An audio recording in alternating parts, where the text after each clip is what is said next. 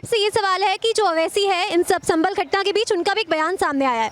वो कह रहे हैं कि जो सरकार है वो जानबूझकर मुसलमान आबादी पर दबाव डाल रही है ऐसे मस्जिद और मंदिर वाले मुद्दे उठाकर। इस पर आपका क्या कहना है? बिल्कुल ठीक कह रहे हैं, ओवैसी साहब कोई गलत बात नहीं कह रहे हैं। और रही हिंदू और मुसलमान की बात, हम सब अच्छे आपस में मिलकर रहते हैं। ये नेता अपनी रोटी सेकने के चक्कर में क्यों एक दूसरे को बढ़वा रहे हैं? आप खुद सोच रहे हैं इस बात पे। जब हम लोगों को आपस में कोई दिक्कत नहीं है हिंदू मुसलमानों को, तो ये अपना आप ही की रोटियां क्यों सेक रहे हैं और क्यों फसाद कराना चाहते हैं? हर चीज सब ठीक चल रही है, ये लोग अपनी रोटियां गर्म करने के चक्कर में इलेक्शन आ रहे हैं करीब। अब तो होना है ना, ये तो जब तक हिंदू मुसलमान का बच्चा मरेगा नहीं, जब तक इनके बच्चे कामयाब कैसे होंगे?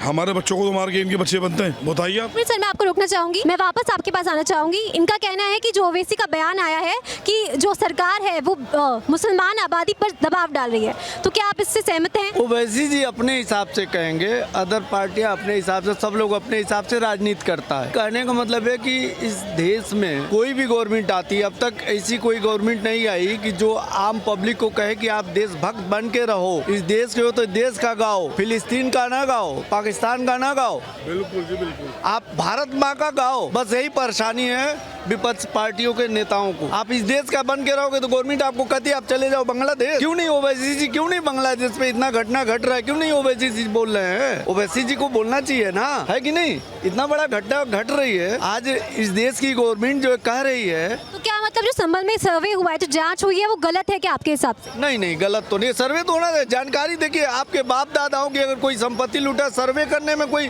ऐसी कोई प्रॉब्लम तो है नहीं। सर्वे करने के बाद बदल थोड़े न जाएगा उसका स्वरूप, तो आपको जानकारी होनी चाहिए कि नहीं होनी चाहिए? हमारे बाप दादा की संपत्ति अगर कोई कब्जा कर लिया, जब मैं उस लायक होऊंगा तो मैं उसमें सर्वे करवाऊंगा कि भाई मेरे बाप की संपत्ति थी, क्या हुई, उसे उसका स्वरूप थोड़े न बदल जाएगा। तो अगर सरकार की जांच सही है तो सरकार हिंदू मुस्लिम कैसे करा रही है? कहाँ गवर्नमेंट हिंदू मुस्लिम कर रहा हो, तो प्रशासन से लफड़ा था संभल में। लेकिन दंगा तो दोनों कम्युनिटीज के बीच में हुआ ना सर? ना, दोनों कम्युनिटी के बीच में नहीं हुआ है दंगा, हिंदू मुस्लिम दंगा नहीं हुआ संभल में। नारे की चीज से लग रही है। कौन नारा? तो कोई कहीं भी लगा सकता है, यहाँ भी आप लोग नारे तकबीर, अल्लाह अकबर, जय श्री राम।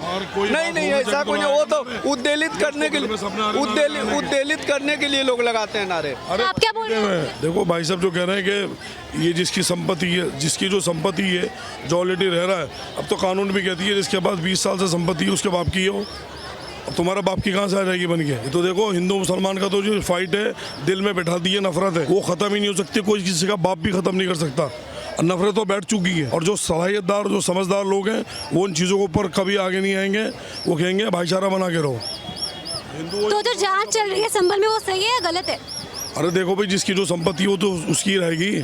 अब तुम खोज बीस कर फिरते रहो, छानबीन कराते रहो, तरीके कोई है जो सालों से लगी हुई चीज़ है, कैसे खोज कराओगे आप? आपकी प्रॉपर्टी 10 साल से 20 साल से आपके पास है, आपको निकाल दूं घर से, आपके में निकाल दूं, क्या करोगे आप? अब इनसे बात करो। सर आप क्या बोल रहे हैं? ये प्रॉपर्टी मतलब जो थी ये मुसलमानों की थी नहीं, ये पुरातत्व विभाग की थी। हमको हक अधिकार है कि नहीं, कि मुझको हक अधिकार है कि नहीं कि मेरे बाप दादाओं की जो संपत्ति कब्जा की है अवैध, वो हम जाने कि हम मेरे बाप दादा की संपत्ति, भाईचारे की कोई बात नहीं। चारा बने रहोगे जब तक ठीक है, जहाँ भाई बन गए वहाँ दिक्कत है। इन्हें सबसे ज़्यादा दिक्कत ये है, जहाँ चारा बने रहोगे ठीक है, जहाँ भाई बनोगे वहाँ दिक्कत आनी स्टार्ट हो जाएगी। जैसे भाई साहब ने बोला अभी कि 20 साल, यानी इसका मतलब 20 साल आप कहीं भी रहोगे तो आपके बाप का हो गया, वो ऐसा कुछ भी नहीं है।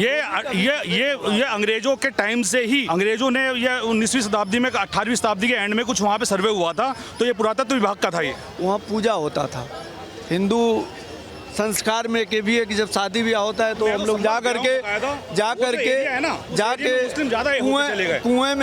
कुएं पे पूजन होता है।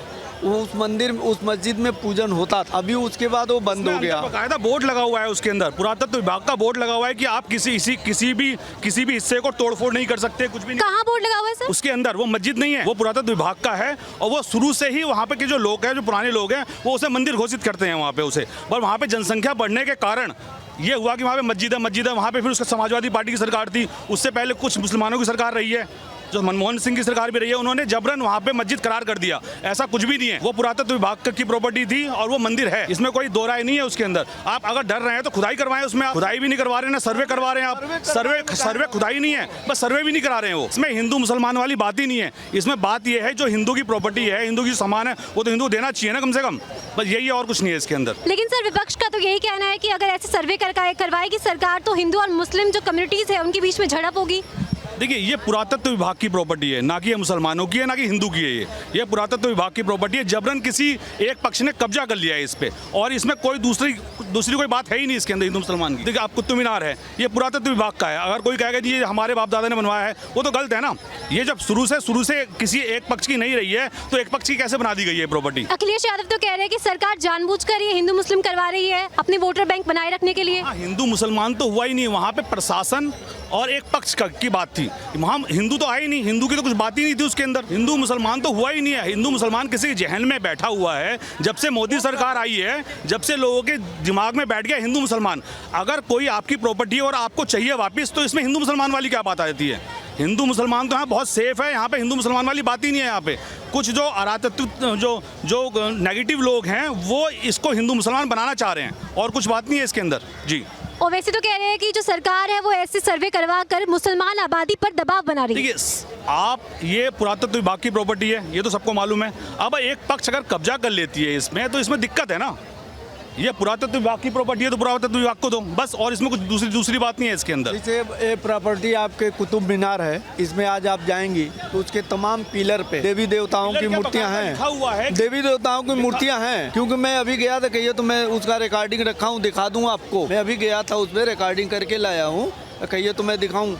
बहुत से पिलर पे देवी देवताओं की मूर्तियाँ बनी हुई है, बहुत से पिलर पे ऊपर लगे हुए छिल दिया गया है मूर्तियों को, लेकिन देखने से लगेगा कि देवी देवता की मूर्ति बनी है। देखने वाली बात नहीं, बकायदा लिखा हुआ है कि 22 मंदिर और जैन मंदिरों को तोड़ के कुतुब मीनार बनाया गया है, लिखा हुआ है। आप नहीं, आप छोड़ दीजिए, उस पर बोर्ड पे लिखा हुआ है। आप जाके अगर किस दिन कुतुब मीनार जाके देखना चाहें, तो बकायदा बोर्ड पे लिखा हुआ है कि इतने इसमें जैन मंदिरों को और इतने मंदिरों को तोड़ा गया है, उससे ये मीनार खड़ी की गई है। बकायदा लिखा हुआ है 11वीं शताब्दी के अंदर जी। तो क्या सरकार ये मुद्दे उठाकर बेरोजगारी और महंगाई पर से जनता का ध्यान भटका रही है? नहीं, गवर्नमेंट नहीं उठा रही है इस मुद्दा, आम पब्लिक उठा रही है। कौन कह दिया गवर्नमेंट उठा रही है मुद्दा? बट लोग तो यही समझ रहे हैं कि सरकार भेज रही है सर्वे के लिए। वालों की एक राजनीति है, ऐसी कुछ नहीं है। गवर्नमेंट नहीं उठा रही है, आम पब्लिक उठा रही है। पब्लिक को जानकारी चाहिए कि हाँ ये संपत्ति किसकी है। आप लोग बेवजह का गवर्नमेंट को बदनाम कर रहे हैं। गवर्नमेंट कभी थोड़े ना कहिए कि आप यहाँ सर्वे करवाओ। तो अखिलेश यादव ने एक और दावा किया है कि 2027 के चुनावों में यूपी से वो बीजेपी सरकार को उखाड़ फेंकेगी। अखिलेश भैया अभी 2024 में दावा किए थे 9 सीटों पे 9 सीट हम ले लेंगे। अखिलेश भैया को 2 सीट मिली, योगी बाबा को 7 सीट मिली, तो कैसे उखाड़ेंगे? ये तो समय के गर्त की बात है कि 2027 में क्या होगा। 2027 में क्या होगा, इस समय की गर्त बताएगी। अगर बाबा दोबारा चुन के आए तो उसी तरह नहीं आए। बाबा ने यूपी में बहुत काम किया है। अखिलेश यादव कह रहे हैं कि जो योगी सरकार है वो प्रशासन के दम पर चुनाव जीत रही है, पुलिस के दम पर। ये बताइए, शासन जिसके हाथ में रहेगा और गलत कोई काम अगर शासन करवाएगा तो पुलिस प्रशासन करेगी? ऐसा तो नहीं है कि डीएम कहेगा कि गलत काम को हम कर दें, आदेश कर रहे तो आप कर दो। ऐसा तो नहीं है, डीएम साहब तो नहीं आदेश देंगे, एसपी साहब तो नहीं आदेश देंगे। अखिलेश भैया अगर ये आरोप लगा रहे तो अखिलेश भैया को होगा कुछ, और आप आरोप लगा रहे हैं गवर्नमेंट पे। वो तो प्रशासन से जो सीधी लड़ाई है, वार है, प्रशासन के ऊपर वार किया गया है। प्रशासन पीछे हटती तो उसमें कितने पुलिस के नौजवान, एसपी, डीएम सब मारे जाते। ऐसा कुछ नहीं है। पत्थरबाजी जो हुआ है वो गलत हुआ है, प्रशासन तो उसकी जांच कर रही है। जी, विपक्ष तो कह रहा है कि सरकार जानबूझकर ये मुद्दे उठा रही है ताकि उनका जो हिंदू वोटर बैंक है वो बना रहे, तो इस पर आप क्या कहते हैं? कुछ नहीं है, ऐसी कोई बात नहीं है कि विपक्ष के कहने से हर चीज जो है थोड़े ना देश में चलेगा। विपक्ष के कहने से हर चीज देश में नहीं ना चलेगा। विपक्ष तो हमेशा, विपक्ष को बांग्लादेश का नहीं दिख रहा है।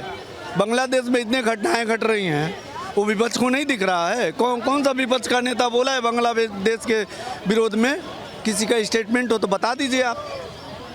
तो जब योगी जी ने आरोप लगाया है अखिलेश यादव पर कि वो कहीं बांग्लादेशी डीएनए तो शेयर नहीं करते हैं, तो इस पे अखिलेश यादव ने बोला है कि योगी जी अगर अपना डीएनए टेस्ट करा लेंगे तो वो भी करा लेंगे। रही बात डीएनए की टेस्ट की, तो जिसका ब्लड जैसा रहेगा वो ऐसा ही निकलेगा। डीएनए टेस्ट कोई बहुत बड़ी बात नहीं है और बहुत बड़ी बात भी है, समझिए। हाँ, डीएनए टेस्ट किस बात का भाई? ये तो गलत बात है, सिर्फ गवर्नमेंट को बदनाम करने के लिए। अखिलेश, गवर्नमेंट का पक्ष नहीं ले रहा हूँ मैं, जर्नल जो है नागरिक हूँ इस देश का, देशभक्त हूँ, सोशल वर्कर हूँ, सोशल वर्क भी करता हूँ। मैं आपसे कहा ना कि मेरे पीछे 100 लोगों का परिवार चलता है। अब मैं कहूँ कि बेरोजगार हूँ तो नहीं ना काम चलेगा। मैं ट्रांसपोर्टर हूँ, मेरी ट्रांसपोर्ट में गाड़ियाँ चलती हैं। तो मैं भी कहूँ कि मैं भी बेरोजगार हूँ। मैं AA हूँ सन 82 का। अब मैं कभी गवर्नमेंट जॉब के लिए जो अप्लाई नहीं किया, आज मैं कहूँ कि मैं बेरोजगार हूँ। विपक्ष तो हमेशा पुलिस की कार्रवाई पे उठा है। जब अखिलेश भैया थे अपने शासन में तो कितने क्राइम थे आप देख लो। आज यूपी की ये दशा है कि कोई भी बहन बेटी, रही बात कि 100% कोई क्राइम जो है कवर नहीं कर सकता।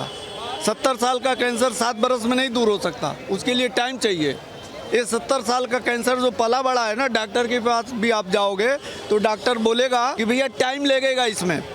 तो ये लोग जो क्राइम बढ़ा था एक बैग नहीं खत्म होगा। आप यूपी में जाओ, मैं यूपी से हूँ।